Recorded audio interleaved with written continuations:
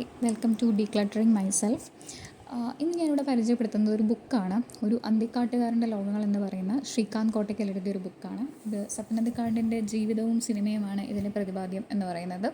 ഇത് പേര് കേൾക്കുമ്പോൾ തന്നെ നമുക്കറിയാവുന്ന കാര്യമാണല്ലേ അത്.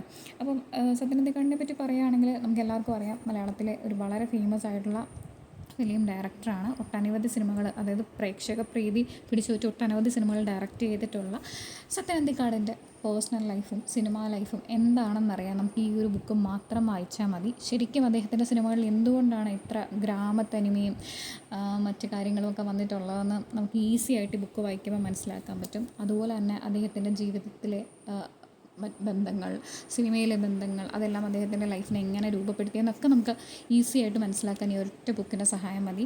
പിന്നെ ഇതിൻ്റെ ഏറ്റവും വലിയ സവിശേഷത എന്ന് പറയുന്നത്, സാധാരണ നമ്മളൊരു ജീവചരിത്രം എഴുതുന്നത് പോലെയല്ല. കാരണം പലപ്പോഴും ജീവചരിത്ര ബുക്കുകളൊക്കെ വായിക്കുമ്പോൾ നമുക്ക് കുറച്ചൊരു മടുപ്പൊക്കെ തോന്നാറുണ്ട്. പക്ഷേ ഈ ഒരു ബുക്ക് വളരെ സ്മൂത്തായിട്ട്, അതായത് ഒരു നോവൽ നമ്മളെങ്ങനെ വായിക്കുമോ അത്ര ഈസി ആയിട്ട്, അത്ര ഒരു ഫ്രീ ഫ്ലോയിൽ നമുക്ക് വായിച്ച് തീർക്കാൻ പറ്റുന്ന ഒരു ബുക്കാണിത്. അത്രയും നല്ല ഭാഷയും ആ ഒരു സാഹിത്യ ഭംഗിയിലുള്ള ഭാഷയൊക്കെയാണ് ശ്രീകാന്ത് കോട്ടയ്ക്കൽ ഇതിൽ ഉപയോഗിച്ചിട്ടുള്ളത്. അതിൽ സിനിഫൈൽസിന് ഇതൊരു മസ്റ്റ് റീഡാണ്.